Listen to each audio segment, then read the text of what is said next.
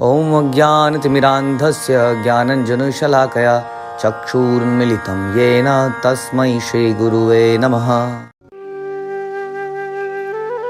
हरे कृष्ण। आप सभी का स्वागत है। हम पढ़ रहे हैं भगवत गीता अध्याय 2 गीता का सार, श्लोक संख्या 7वां। कार्पण्य दोष उपहत स्वभाव पृच्छामि त्वाम धर्म सम्मूढ़ चेता यत् श्रेयः स्यात् निश्चितं ब्रूहि तन्मे शिष्यं तेऽहं शाधि मां त्वां प्रपन्नम्। अब मैं अपनी कृपण दुर्बलता के कारण अपना कर्तव्य भूल गया और सारा धैर्य खो चुका हूँ। ऐसी अवस्था में मैं आपसे पूछ रहा हूँ कि जो मेरे लिए श्रेयस्कर हो उसे निश्चित रूप से बताएं। अब मैं आपका शिष्य हूँ, आपका शरणागत हूँ, कृपया मुझे उपदेश दें। ये टर्निंग पॉइंट है भगवत गीता का, एक मेजर टर्न यहाँ से भगवत गीता में आता है। और ऐसा ही एक टर्निंग पॉइंट हमारे जीवन में भी आ सकता है यदि हम इस श्लोक को समझ लें तो। हमारे जीवन में गुरु भगवान हमारे आसपास से कई बार गुजर के चले जाते हैं और हमारे अंदर कमी होने के कारण ना तो हम उन्हें देख पाते हैं, ना उनके प्रति शरणागति हो पाते हैं, और इस चक्कर में सारा जीवन हमारा निकल जाता है। बचपन में हम कहावत सुनते थे कि घर में छोरा और शहर में ढिंडोरा। Krishna is sitting inside. हर जीवात्मा के अंदर भगवान हैं, वो गुरु भी भेजते हैं, लेकिन हमारी समस्या है सारी। तो इस श्लोक को यदि हम समझेंगे तो ये ऐसा ही टर्निंग पॉइंट हमारे जीवन में आ सकता है और हमारा जीवन बदल सकता है। तो इस श्लोक में अर्जुन जो है, आपने सुना था कि अभी तक बहुत सारे श्लोक हो चुके हैं भगवद गीता के। आप जानते हैं आप कितने समय से इसको सुन रहे हैं, और एक के बाद एक लॉजिक हमने सुने, बहुत सारे लॉजिक, एक बहुत ही इंटेलेक्चुअल आदमी की तरह बहुत सारे लॉजिक्स हमारे सामने आए। और हमने ये भी देखा कि उसके अर्जुन के अंदर सतोगुण था, वो एक दिव्य आत्मा तो था ही। अब जो है अपने सारे दिव्य गुणों के बावजूद, सतोगुणों के बावजूद अर्जुन जो है एकदम कंफ्यूज्ड है, और अब जाके वो हार चुका है। कई बार ऐसा देखा है आपने कि दो व्यक्ति लड़ रहे हों और एक व्यक्ति एकदम शांत खड़ा रहे, तो वो व्यक्ति बोलेगा बोलेगा बोलेगा बोलेगा और अंत में फूट फूट के रोने लगेगा।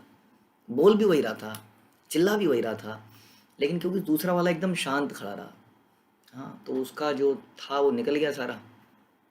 उसके बाद वो फूट फूट के रोया। तो उसी तरीके से अर्जुन ने बहुत कुछ बोला, और अब वो कह रहा है अब मेरे अंदर धैर्य नहीं रहा। यानी कि उसके लॉजिक उसको भी सेटिस्फाई नहीं कर पा रहे थे। और ऐसा ही आजकल की पीढ़ी हो गई है। जैसे अर्जुन यहाँ बोलता है कि मैं अपना धैर्य खो चुका हूँ। आजकल की पीढ़ी को भी हम देखते हैं कि बहुत नॉलेज है, बहुत पढ़ लिख गए हैं, बहुत चीज़ें समझ ली है, पूरी दुनिया के बारे में जानते हैं।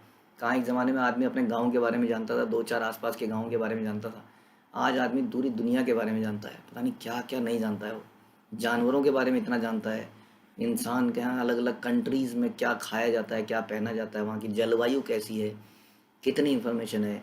लेकिन उसके बावजूद, इतनी नॉलेज के बावजूद भी वो इसी तरह धैर्य खो देता है, क्योंकि वो जीवन का मूल्य नहीं जानता, जो आज हम समझेंगे।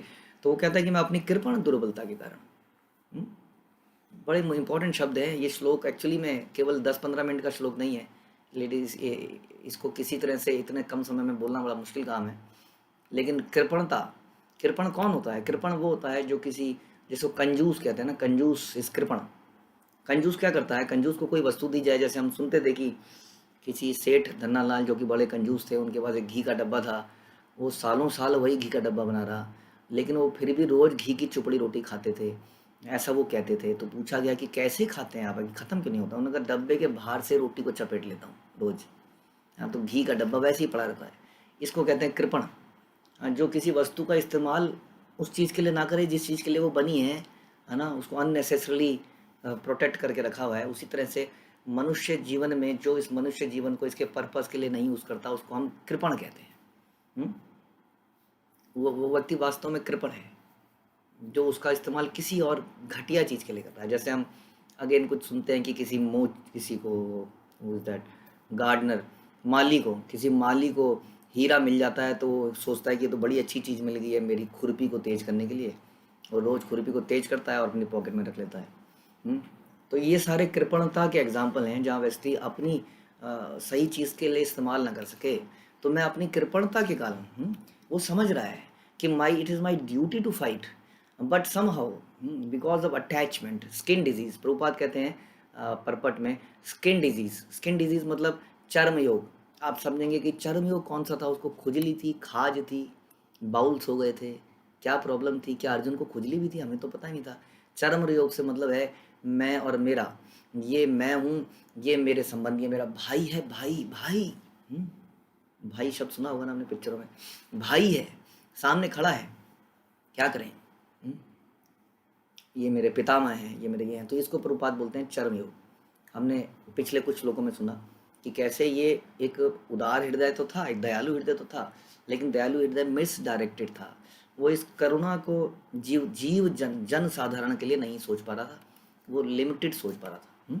जैसे कि हम लोग कई संसार में होते हैं, हमें लगता है कि मैं अपनी फैमिली के साथ बड़े खुश होकर रहूं, फैमिली के लिए बड़ी अटैच रहे, हम आपस में बड़े घुले मिले रहें, तो this is a perfect life. And this is not a perfect life, this is what Krishna says.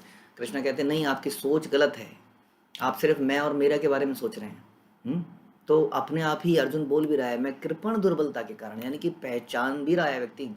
वैसे ही आजकल के समाज में देखिए, जब भी आदमी गलत करता है तो एक आवाज़ तो अंदर से आती है क्योंकि परमात्मा बैठे हैं, लेकिन वो आवाज़ धीरे धीरे धीरे दबती चली जाती है क्योंकि हम उसको सुनना बंद कर देते हैं। इसलिए भगवान अंदर से आवाज़ मारते हैं। हाँ, एक मर्डरर को भी भगवान आवाज़ मारते हैं, लेकिन वो सुनता नहीं है, सुनते सुनते वो आवाज़ इतनी दब जाती है कि उसको सुनना ही बंद हो जाती है। तो आवाज़ आती है, अर्जुन कह रहा है कि मैं अपनी कृपण दुर्बलता के कारण अपना कर्तव्य भूल गया और सारा धैर्य खो चुका हूँ। हाँ, ऐसी अवस्था में मैं आपसे पूछ रहा हूँ कि जो मेरे लिए श्रेयस्कर है उसे निश्चित रूप से मुझे बताएं। अब मैं आपका शिष्य हूँ और आपका शरणागत हूँ, कृपया मुझे उपदेश दें। बहुत ही इंपॉर्टेंट शब्द हैं सारे के सारे। ऐसी अवस्था में, हेल्पलेसनेस में, इट्स अ प्रॉब्लमेटिक पोजिशन। तो इसमें अर्जुन क्या करता है ऐसी स्टेज में, द गुड थिंग वॉज कि हर व्यक्ति कंफ्यूज होता है लाइफ में बिकॉज ऑफ द कंडीशनिंग। हमारी जो अलग अलग कंडीशनिंग है, हमारी सोच है, सोचने का हमारा एक तरीका है। हम बचपन में जैसे पले बले जो पढ़ाई करी, जो हमने सिचुएशन से अपने को समझाया, उसी तरफ से हम डिसीजन लेते हैं। और उन डिसीजन की वजह से कई बार हम धर्म संकट में फंस जाते हैं, चौराहे में आ जाते हैं, समझ नहीं आता कहाँ जाना है। ऐसी अवस्था में हमें क्या करना चाहिए, अर्जुन दिखा रहा है कि हमें सरेंडर करना चाहिए गुरु के प्रति। ऐसी अवस्था में मैं आपसे पूछ रहा हूँ कि आप बताइए मेरे लिए श्रेयस्कर क्या है। निश्चित रूप से बताइए। अब मैं आपका शिष्य हूँ, अब मैं Arjun wanted to end the जो फ्रेंडली रिलेशनशिप था कृष्ण और अर्जुन का, अर्जुन उसको समाप्त करना चाहता था क्योंकि गुरु शिष्य का रिलेशनशिप फ्रेंडली नहीं है, इट्स अ गंभीर, बहुत ही गंभीर डिस्कशन है गुरु शिष्य के बीच में होना चाहिए। हाँ, अगर गुरु शिष्य के बीच में डिस्कशंस फ्रेंडली हो गए, कैजुअल हो गए, तो ये बहुत बड़ा नुकसान है उस शिष्य के लिए। कई बार हमें लगता है कि हम क्लोज हो जाते हैं अपने गुरु के, हम क्लोज हो जाते हैं, तो हम कई बार कैजुअल एटीट्यूड कर लेते हैं और ऐसा दिखाते हैं कि देखो मेरे गुरु मेरे कितना, हाँ वी आर लाइक फ्रेंड्स। ये तो बहुत बड़ी हार है, क्योंकि अगर आप फ्रेंड बन जाएंगे हाँ, तो कभी गंभीरता से उनकी इंस्ट्रक्शन को, उनकी बातों को नहीं ले पाएंगे। और ये कभी नहीं होगा कि गुरु मुख पद्म वाक्या चित्ते ते करी आए क्या, ये कभी हो ही नहीं पाएगा कि आप उनके कहे हुए शब्दों को, एक एक शब्द को बड़ा बहुमूल्य वचन समझ के अपने हृदय में उतार सकें, ऐसा कभी हो ही नहीं पाएगा। इसलिए गुरु शिष्य की रिलेशनशिप कभी फ्रेंडली नहीं होनी चाहिए, इट्स ऑ एंड रेवरेंस होना चाहिए उसके अंदर, राइट। उसको हमें बहुत गंभीरता से लेना चाहिए। तो यहाँ पे बता रहे हैं कि मैं आपका शिष्य हूँ, आपका शरणागत हूँ। जबकि कभी अर्जुन तो रिश्तेदार थे, ये तो बचपन से एक ही पलंग पे सोना, उसके ऊपर पैर रख देना, कभी कंधे पे हाथ रख देना। लेकिन जैसी सिचुएशन आई, अर्जुन ने अपने आप को संभाला कि अब मैं आगे और नहीं कुछ कर सकता, मैं आपका शिष्य हूँ और आपका शरणागत हूँ, कृपया मुझे उपदेश दें। हम सो इज ना वो भगवान को एक तरह से बता रहा है कि अब आप मुझे इंस्ट्रक्शन दीजिए, I am ready to take the instruction, मैंने बहुत बोल लिया, अब आप बोलिए। बहुत सारी सीख हमें मिलती है अगर इसके डिटेल में जाएं तो। सबसे पहले तो यही कि हमारे जीवन में अक्सर कोई समस्या आती रहती है। ऐसा कोई व्यक्ति नहीं होगा जिसके जीवन में कोई समस्या ना आए। हमारे जीवन में एग्जाम्पल लेते हैं हमारी बीमारियों से, हमारे जीवन में बीमारियां आती हैं तो हम क्या करते हैं, हम अपना एक डॉक्टर चुनते हैं, लेकिन क्या ऐसा होता है, क्या हर बार आप एक नए डॉक्टर के पास जाते हैं? नहीं, धीरे धीरे आपको एक डॉक्टर से कॉन्फिडेंस हो जाता है और धीरे धीरे धीरे वो आपका फैमिली डॉक्टर बन जाता है। हम्म? जब कोई प्रॉब्लम होती है, प्रोवाइडेड कि वो उसका ऑब्वियसली उसके बारे में जानता हो, तो आप उसी के बारे में जानते हैं और वो आपकी पूरी हिस्ट्री को समझता है। बल्कि आपको कुछ और प्रॉब्लम भी होती है तो भी आप उसके पास जाते हैं, फिर वो आपको गाइड करता है कि आपको उसके पास जाना चाहिए। तो हमारा फैमिली डॉक्टर बन जाता है। ये जो फैमिली डॉक्टर है, इसके बहुत फ़ायदे हैं। पूरी केस हिस्ट्री उसके पास है आपकी, कौन कौन सी चीज़ों से एलर्जिक है क्या नहीं है, राइट। लेकिन ये तभी सक्सेसफुल है जब मरीज भी लॉयल हो, जब मरीज ऐसा ना हो कि कभी किसी के पास चला जाता हो, कभी किसी के पास चला जाता हो। इसी तरीके से हमारी लाइफ में भी बहुत सारी समस्याएं आती हैं और रियल समस्याएं आती हैं।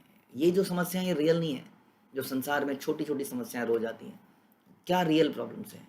हमारी रियल प्रॉब्लम्स हैं चार। हाँ, जो है जन्म, birth is a real problem, जिसको कभी डिस्कस करेंगे हम डिटेल में।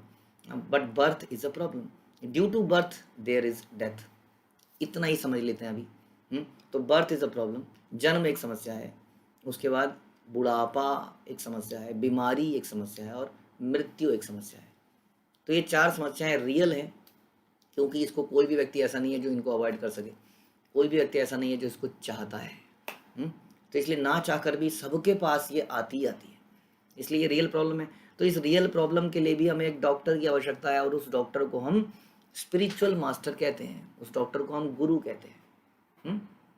तो जैसे कि एक फैमिली डॉक्टर बड़ा इंपॉर्टेंट है, उसी तरह से गुरु भी ऐसा नहीं हो सकता कि इस प्रॉब्लम के लिए ये गुरु है। रियल प्रॉब्लम की बात कर रहे हैं हम। ये नहीं करें कि प्रॉपर्टी के रेट बढ़ेंगे कम होंगे, ये बिजनेस में गुरुजी बताइए बिजनेस मेरा चलेगा कि नहीं, गुरुजी बताइए मेरे हाथ में क्या लिखा है, गुरुजी बताइए ये नौकरी फलेगी कि नहीं फलेगी, सोना फलेगा कि नहीं फलेगा। ये प्रॉब्लम नहीं कह रहे हम। ये तो कोई बिजनेसमैन है जो सो कॉल्ड गुरु बन जाते हैं, जो सड़कों में बैठ जाते हैं या कहीं दुकानें खोल के बैठ जाते हैं। वी आर टॉकिंग अबाउट जो आपको इन चार रियल प्रॉब्लम से छुटकारा दिला सके, जो आपको भगवान की शरणागति कराने में मदद कर सके, वो है आपका स्पिरिचुअल मास्टर।